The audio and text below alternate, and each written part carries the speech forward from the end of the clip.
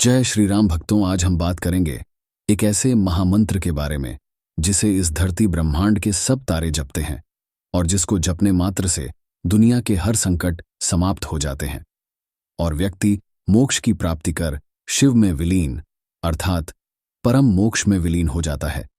यह महामंत्र खुद ब्रह्म विष्णु महेश जपते हैं। इसी के बारे में विस्तार से हम आपको बताएंगे।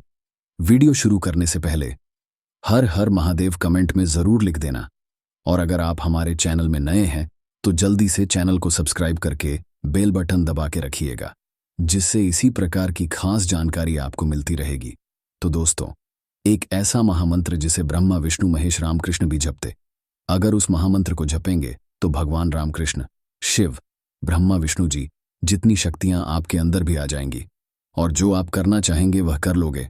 जो आपकी इच्छा होगी वह पूरी हो जाएगी और आप सबसे बड़ी बात, उस महामंत्र को जपकर आप इसी जन्म में ईश्वर को प्राप्त कर लेंगे। एक बार शंकर भगवान नाम जप रहे थे और बैठे थे तपस्या में, तो माता पार्वती उनसे कहती है कि है नाथ, आप जो रात दिन बैठे रहते हैं ध्यान में आप करते क्या है, किसका नाम जपते हैं?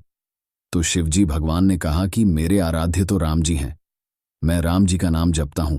तो पार्वती के मन में कुछ शंका हुई, तो पार्वती ने कहा ठीक है, राम जी के पास चलते हैं। तो राम जी किसको जपते हैं? अगर आप राम जी को जपते हैं, जब उन्होंने पूछा कि आप किसको जपते हो, तो राम जी ने कहा कि मैं तो शंकर भगवान को जपता हूं, शिव को जपता हूं। शिव की पूजा किए बिना अगर कोई मेरी पूजा करता है तो वह मुझे स्वीकार नहीं होती। तो माता ने कहा यह तो कह रहे कि मैं शिव को जपता हूं, ये चक्कर क्या है कि राम शिव को जपते हैं और शिव राम को जपते हैं। फिर इस गुत्थी को सुलझाने के लिए वह विष्णु जी के पास गए। तो विष्णु जी से पूछा कि आप किसको जपते हैं? तो विष्णु जी ने कहा मैं तो ब्रह्मा जी को जपता हूं। वह और चक्कर में पड़ गए। ब्रह्मा जी के पास गए तो ब्रह्मा जी से पूछा आप किसको जपते हो? ब्रह्मा जी ने कहा मैं शिव को जपता हूं। यानी कि सारे भगवान कह रहे हैं कि मैं शिव को जपता हूं, मैं राम को जपता हूं, मैं विष्णु को जपता हूं। तो ऐसा आखिर कौन सा महामंत्र है जो हर कोई जप रहा है? ये सबसे पूछकर माता पार्वती और भी शंका में पड़ गई और सोचने लगी कि सब एक दूसरे को ही जप रहे, तो इसका क्या मतलब है?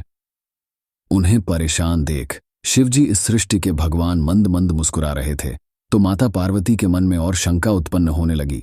तो इसी शंका का समाधान करते हुए शिवजी बोले, हे पार्वती, मेरी बातों को जरा अब गौर से सुनो और सुनकर इसे गुणो। तब शिवजी ने बताया कि हे देवी, ना वह राम को भजता हूं, ना यह कृष्ण को भजता है, ना वह ब्रह्मा को भजता है। हम सभी एक ही महामंत्र को जपते हैं और वह महामंत्र सभी प्राणियों में, सभी जीवधारी में वह महामंत्र है। जितने भी लोग इस धरती पर रहते हैं सबके अंदर वो महामंत्र चलता रहता है, पर भजता कोई नहीं। लोग उस महामंत्र को जानते नहीं हैं जो महामंत्र कण कण में विद्यमान है। जिस महामंत्र से पूरी सृष्टि की रचना हुई है, हम सभी उसी महामंत्र का ध्यान करते रहते हैं। उस महामंत्र का ध्यान करने से ही इंसान अपने लक्ष्य को पूरा कर सकता है, भगवान को पा सकता है और सभी भगवान में एक हो सकता है, अपनी सभी मनोकामनाएं पूरी कर सकता है। जो व्यक्ति इस महामंत्र का जाप करता है, समझ लो उसने सभी वेदों का, सभी शास्त्रों का अध्ययन कर लिया, उसने सब कुछ जान लिया। तो माता पार्वती ने पूछा कि हम सब में कहाँ है वो महामंत्र? तो शिवजी जी ने कहा कि श्वास एक ऐसी वस्तु है जो सब प्राणियों में समान रूप से है और हर पल वह सांस चलती रहती है। और जैसे ही इंसान पैदा होता है तो पैदा होते ही उसे श्वास दी जाती है और जैसे ही उसकी मृत्यु होती है तो वह श्वास उससे ले ली जाती है। और वही श्वास हम सब के अंदर भी है, सभी भगवानों के अंदर। तो वो श्वास ही महामंत्र है। अब वह श्वास ही महामंत्र है, इसको जानेंगे कैसे? कबीरदास ने कहा है कि ना, मैं भ्रकुटी भंवर गुफा में, ना मैं मंदिर मस्जिद में, मैं श्वासों की श्वास में। अब महामंत्र ये तो पता चल गया कि श्वास है। अब उस सांसों की श्वास का जब आप ध्यान करोगे या जप कर सकते हो, जप करोगे तो वह महामंत्र प्रकट होता है। प्रकट होने के बाद उसको आप स्वयं जान पाओगे, क्योंकि आज तक इस ब्रह्मांड में उस महामंत्र को कोई बता नहीं सका। उसको आप कहने को तो कोई भी नाम दे सकते हो, लेकिन उसका अनुभव किया जाता है क्योंकि वह महामंत्र है। उसकी तुलना में इस पूरे सृष्टि पर कोई भी मंत्र है ही नहीं, क्योंकि महामंत्र वही होता है जिसकी तुलना किसी दूसरी वस्तु, दूसरी चीज, दूसरे मंत्र के साथ ना की जाए। तो अब आप सांसों का ध्यान कैसे करेंगे? प्रश्न ये उठाता है।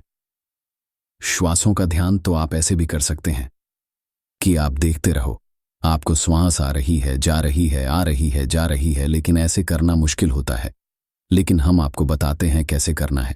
अब आप ये देखिए कि खुद हमारी सांसें एक मंत्र का जप करती रहती है, जिसे सोहम कहा जाता है। ये बिल्कुल प्राकृतिक रूप में हर एक आदमी की सांस में सोहम चलता रहता है, और सोहम का अर्थ है शिव शक्ति के साथ। तो आपकी सांसों में प्राकृतिक रूप से आवाज आती है। सो की आवाज तब आती है जब आप सांस अंदर लेते हैं और छोड़ते समय हम की आवाज आती है। आप अभी खुद चेक करिए कि सांस लेते समय सो की आवाज और छोड़ते समय हम की आवाज, ये बिल्कुल प्राकृतिक रूप से होता रहता है, और बस इसी चीज को भजना है, यानी कि शक्ति। तो आपकी सांसों में है ही शिव और शक्ति दोनों हैं। अगर आप शिव और शक्ति दोनों का ध्यान करेंगे तो भक्तों समझ लीजिए, इससे ऊपर कोई महामंत्र दुनिया में है ही नहीं। जब आप शिव और शक्ति का ध्यान करते रहेंगे रात और दिन लगातार निरंतरता से, तो आपके अंदर भी शिव और शक्ति के बराबर सारी की सारी शक्ति आ जाएंगी। आपकी मनोकामनाएं पूरी होने लगेगी। लेकिन महामंत्र का नाम क्या है जो कण कण में विद्यमान महामंत्र है, जिसको आप राम नाम भी कह सकते हैं, जिसको आप सोहम भी कह सकते हैं, लेकिन महामंत्र इनमें से ही प्रकट होगा, और हर व्यक्ति को उसका महामंत्र अंदर की गहराइयों में खुद ही भगवान बताते हैं। तीसरे नेत्र अर्थात थर्ड ओनाय पर ध्यान करते हुए, दोनों बोहों के बीच में ये नेत्र होता है, वहां पर ध्यान लगाते हुए आप सांसों के मंत्र का जप करें। इसी महामंत्र को ब्रह्म विष्णु महेश तीनों ही जपते हैं।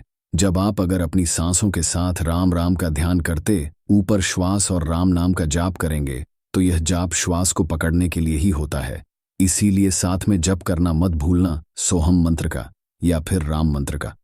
सांस क्योंकि यह प्राकृतिक रूप से आती है, तो भक्तों सभी भगवान ब्रह्मा विष्णु महेश राम कृष्ण इसी सोहम मंत्र का ध्यान करते हैं, जो हम सब के अंदर है। उसका ध्यान करते करते ही आपको सारी शक्तियां अपने आप मिल जाएंगी, और वो महामंत्र का पता भी आपको अपने आप ही चल जाएगा, क्योंकि यह बताने की वस्तु नहीं है।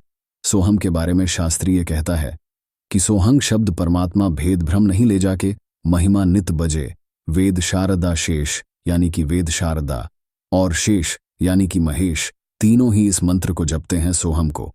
अब आपको अच्छे से समझ में आ गया होगा, तो आप भी इस मंत्र को जपना शुरू करें, मंत्र को, और अपनी हर मनोकामना को पूरी करें। अपने वाणी को विराम देते हैं। जय श्री राम। और कोई भी प्रश्न हो तो कमेंट बॉक्स में अवश्य ही लिखिएगा, हम उसका उत्तर देंगे। जय श्री राम। वीडियो को शेयर जरूर कर देना। हर हर महादेव।